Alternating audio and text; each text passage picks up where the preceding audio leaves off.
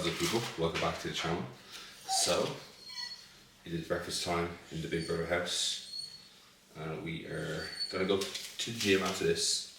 So usually I train in the afternoon, but this morning, on Thursday, I am going to start training in the morning times or just after breakfast. One of the reasons for it being is I have started up a new course. So I've actually started Prescript Level 2, which is essentially like a movement biomechanics course run by Jordan Shallow. So I did PSL1, so the level 1 course in 2023. I've been wanting to do this particular one for a long time. So this week is week number 2, and today I've got a lab. So one of the things I really like about this course, and one of the things I like about doing courses in general, but particularly courses that are built like this, is when you sign up to the course and it's not just like a do at your own pace. Do at your own pace courses are great because of course you don't have any obligation to complete the course in a certain amount of time. But one thing about courses that are on more of a deadline, so this one's going to be done over 16 weeks, there is a live component. So twice a week, meet up with Jordan and there is the other lecturer, Brandon, and they're essentially going to give one of the lectures essentially just going through the material for the week, and then the next lecture, which is Thursday, today, later on, which is why I'm training more time, is like a lab. So it's like, this is your opportunity to ask any questions, this is your opportunity to maybe bring any type of like case studies that you have with a client and kind of put it to the guys and put it to the group and see if you get some other kind of ideas. So that's one of the things that I really like about these courses is, again, there's like interaction, there's a community, and there's more accountability. When you sign up to a course and you have to do it at your own pace, there's like no accountability on you. Like nobody's going to force you to do it. There's nobody watching over you to make sure your course is complete. But just having that extra little accountability, whether that's showing up to the weekly lives, even if it's just showing up to do one live, right, the actual kind of course material, it does have to get more out of it. Because I have done courses like this before where they've had live elements, and I haven't went to live element, and you know what, didn't get as much out of the actual course itself, because there's a big difference between studying in a group and revising the material and then actually being able to ask questions, and that definitely informs your understanding way better than just reading the book or just watching lectures. So many people, when they're doing like lecture based courses, all they really do is they just take notes from an actual lecture itself and then they never revise the material. Whereas within this one, again, I'm not sponsored by these or anything, but again, just the opportunity to, again, get explained to you by a physical person, which is the lecture. We have a book that comes alongside that, and we have a lab where you ask questions. So all these are going to be better ways to retain information and get more from the course. So that's essentially why I am training that a little bit earlier, because I want to make an effort to actually attend them. Because again, as I said, I've done these courses before where I haven't attended the likes of lives. So we're changing that this time around. So pancakes for breakfast, as per usual. Just getting it all ready. Blueberries, frozen blueberries, just kind of let in here to rest and try to de-thaw. If the blueberries are too frozen, when you're putting them into the pancakes, they become too rubbery, chewy, which you don't really want. You want them to be nice and soft.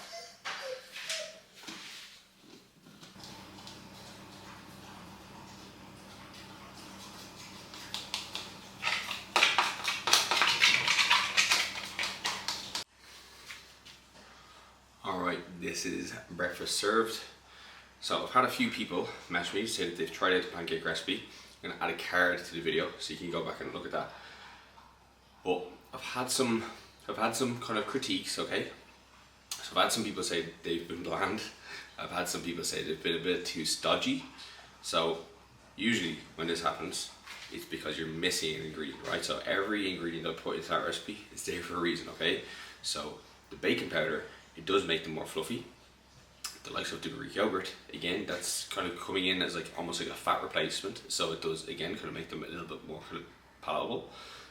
The vanilla flavor drops, again, they're kind of increasing the taste profile of them.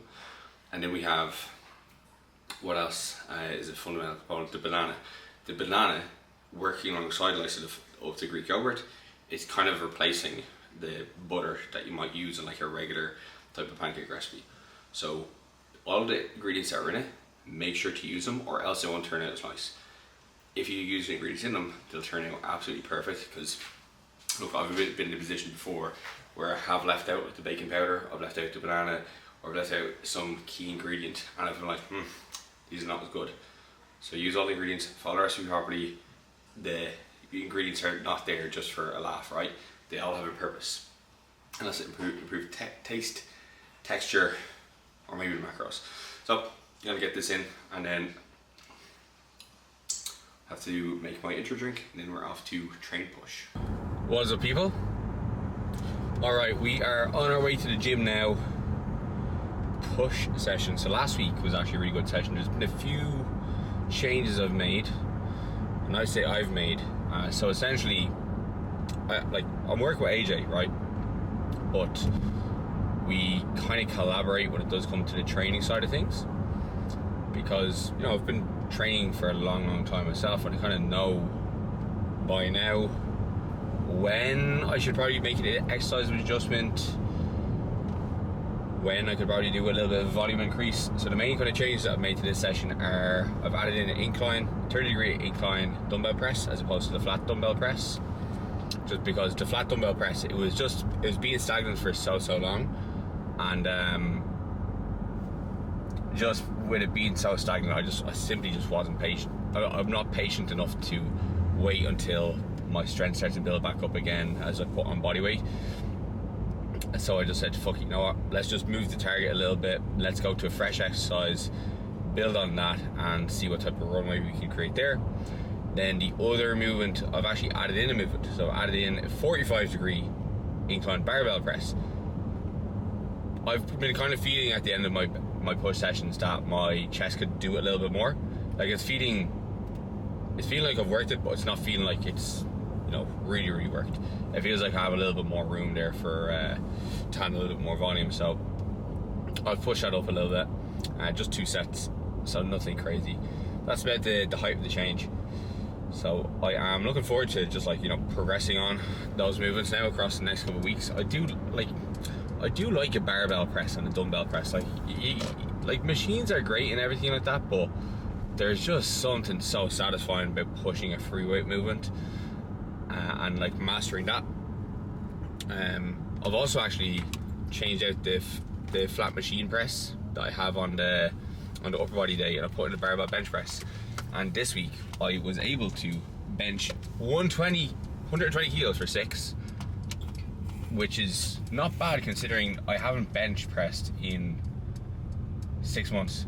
So yeah, I have to say I am pleasantly surprised with how benching went after not doing it for so long. And it goes to show, if you are training the muscle with similar movements, that you can retain a decent bit of strength. And I'm sure the fact that I've been in dumbbell presses actually helps with that, right? Because ultimately at the end of the day, if I was just doing machine presses,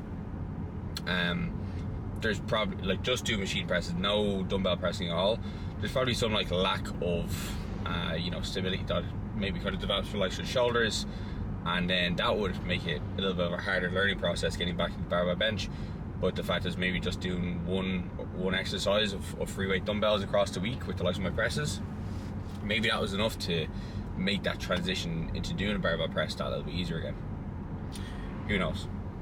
But anyway, all I know is that it felt good, and I am excited actually to bench press again. I did say after finishing my last powerlifting week that I didn't really want to be bench pressing at all, because I was just getting very frustrated with it, the amount of work I was putting in and the little return investment I was getting when I was powerlifting. But yeah, look, I'm sub 90 kilos, 120 for 6, not a bad starting place for me. Obviously, if you're a good bencher, they're not great numbers. Following on from that, I am 89 kilos, give or take. So that's about 6 weeks, 7 weeks. I'd say 7 weeks now. 7 weeks now since I finished dieting, and my body weight is about 1.5 kilos. So pretty nice rate of gain actually. I'm probably keeping it onto my targets perfectly. Slow and steady, but this is the best I've handled the post-diet phase for sure.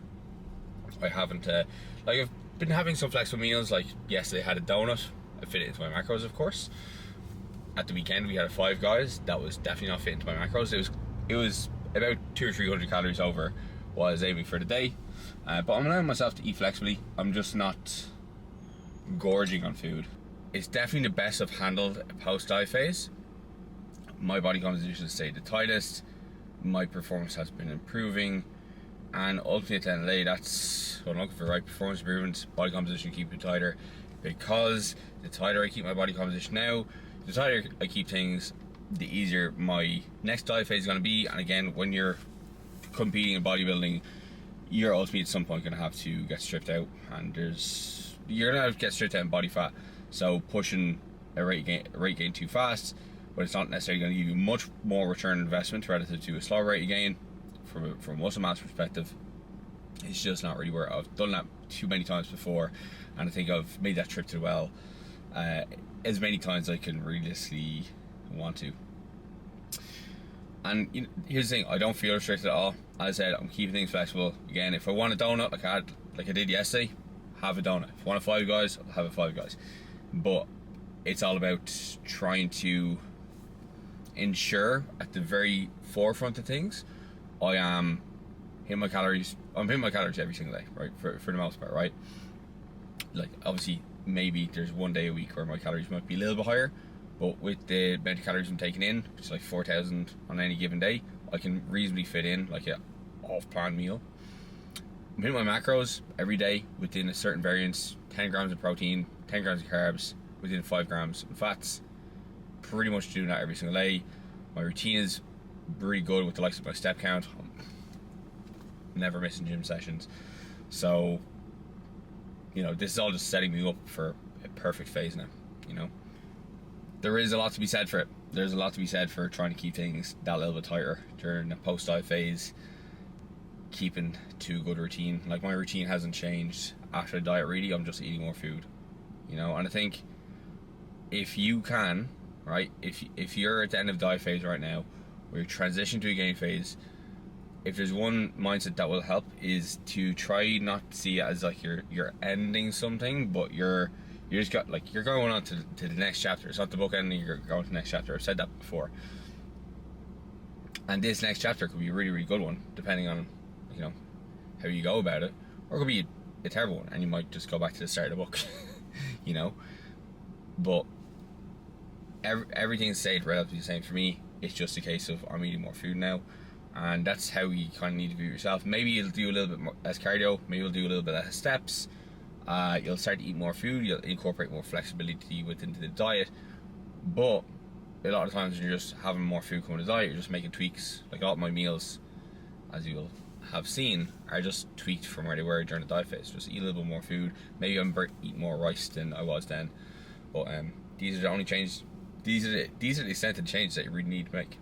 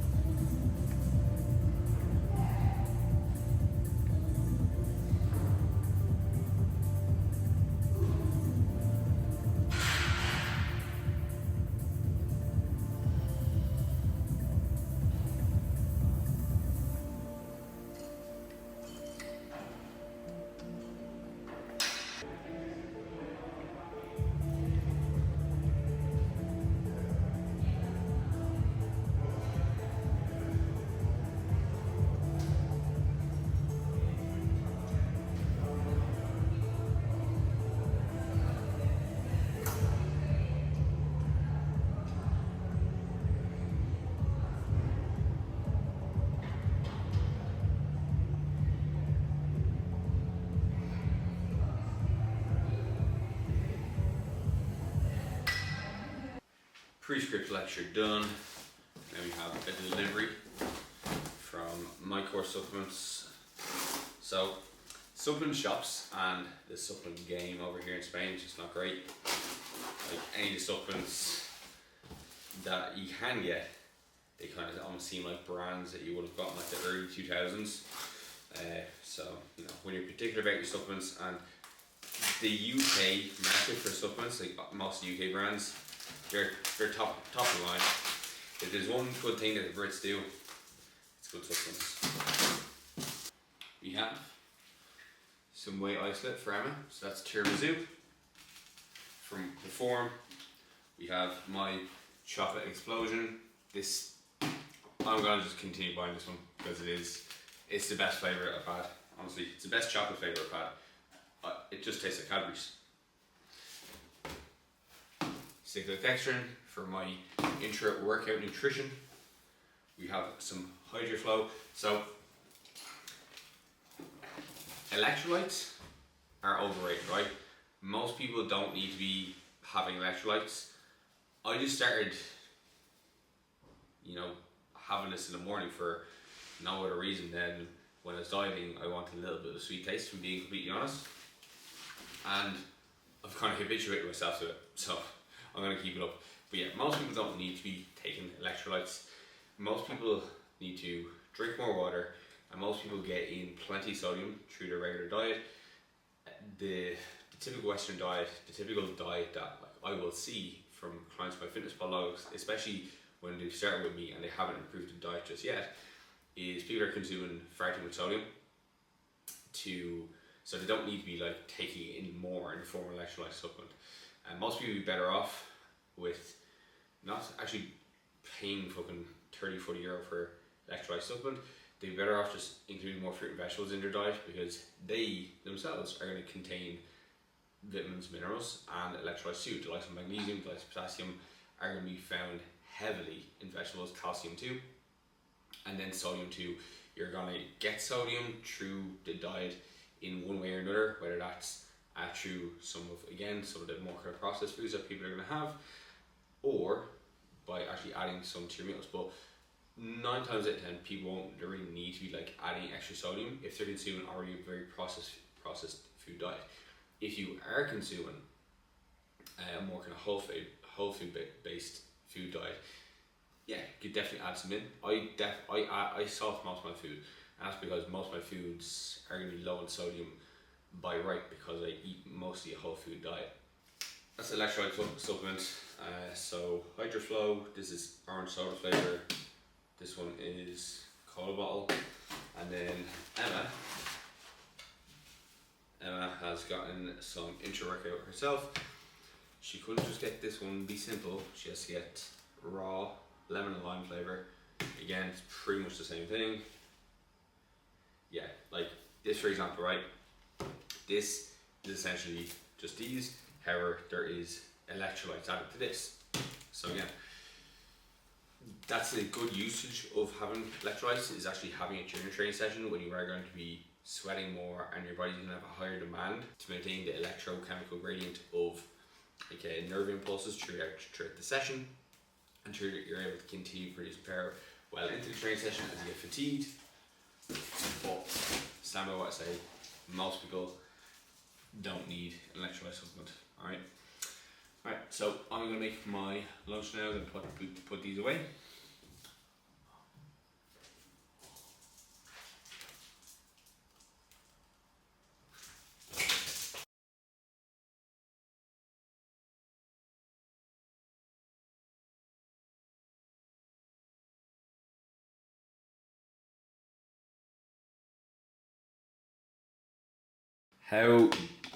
How good does that look?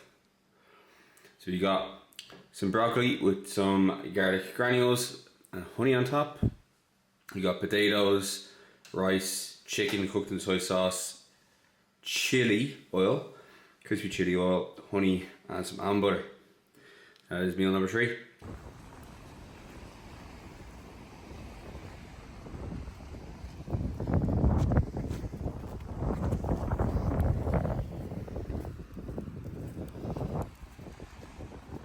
Alright, we're just back from a walk. About to make dinner now, and today has been one of those low productivity days.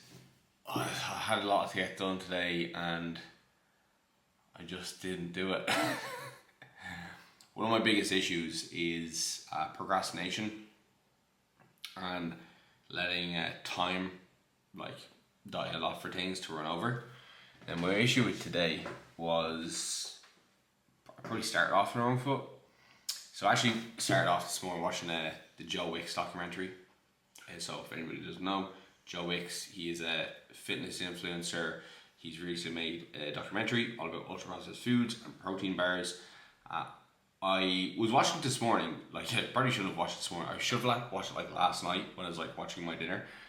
But I was watching it today because I want to record a podcast talking about it. I'm not going to go through all my thoughts of the actual documentary right here because I'm going to save it for the podcast, which you're going to have to listen to.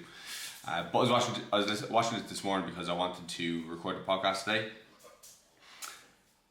I had some work that was meant to be done yesterday run over. Well, late check-ins I had to respond to today, and then once I get my brain into doing check-ins, I find it hard to switch to a different task, and I like to give myself about 2 hours to record a podcast because I've a habit of talking for a long time, if you probably haven't guessed, hence the videos being so long here.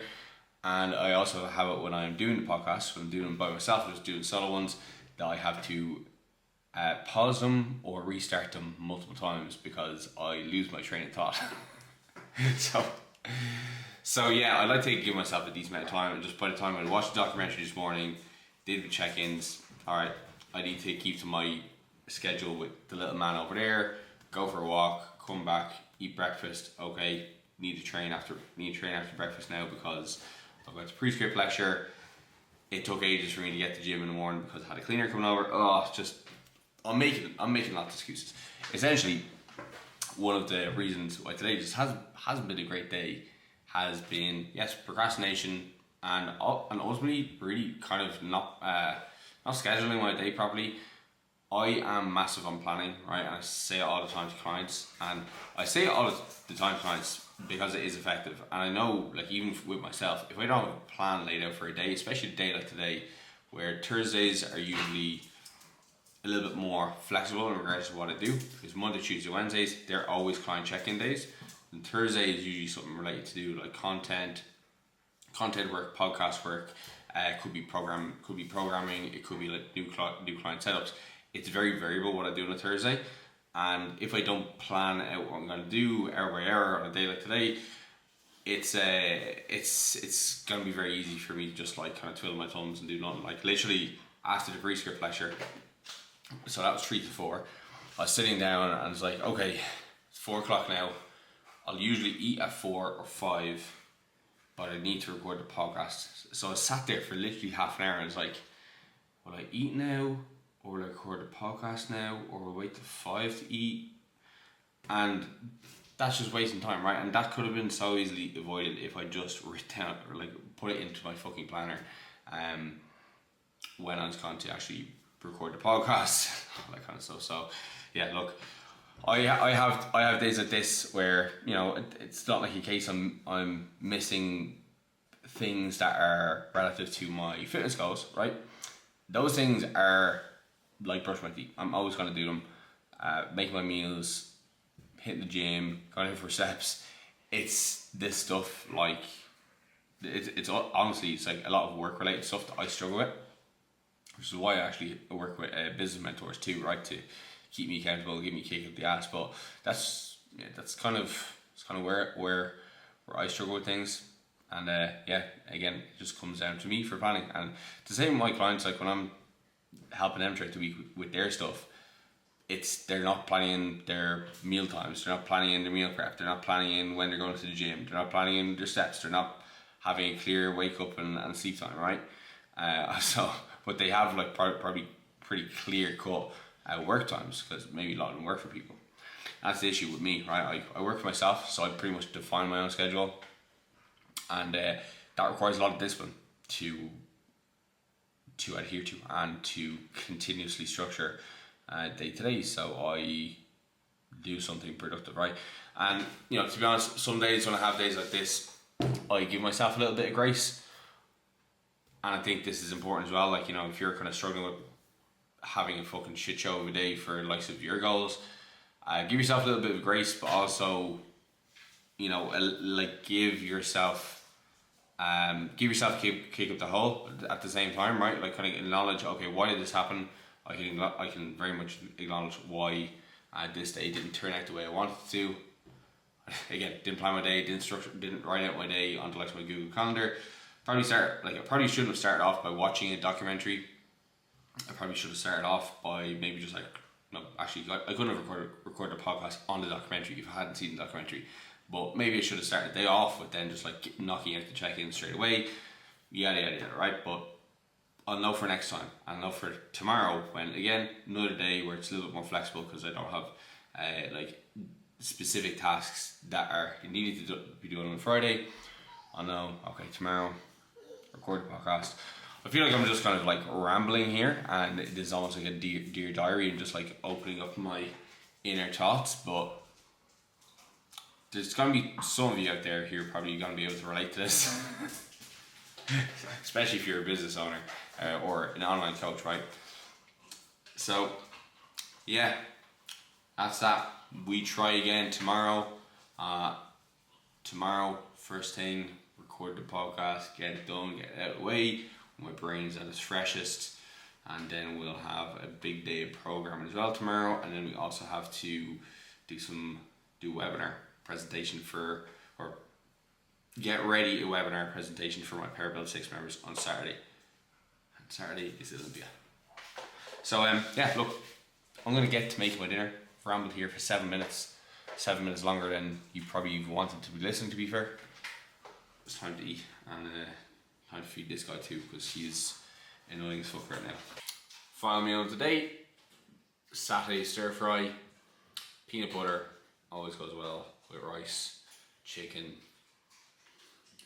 Peanut butter goes well with everything. So yeah, that's pretty much that for today's video. Just another day in life, just another day of doing the do.